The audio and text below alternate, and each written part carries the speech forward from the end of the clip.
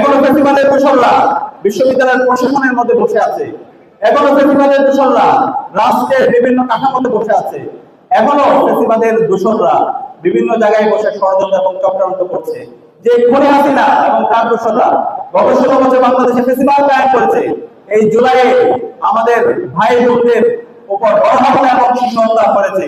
সেই খুনি হাসিনার প্রশ্নে আমাদের সবাইকে এক থাকতে হবে, খুনি হাসিনার বিচারের প্রশ্নে আমাদের সবাইকে এক থাকতে হবে। আমাদের অন্তর্বর্তীকালীন সরকারকে আমরা অনুরোধ করছি, আপনারা এই খুনি হাসিনার বিচার এবং সকল ফেসিবাদের যারা পৃষ্ঠপোষক ছিল তাদের দৃষ্টান্তমূলক বিচারের আওতায় নিয়ে আসেন।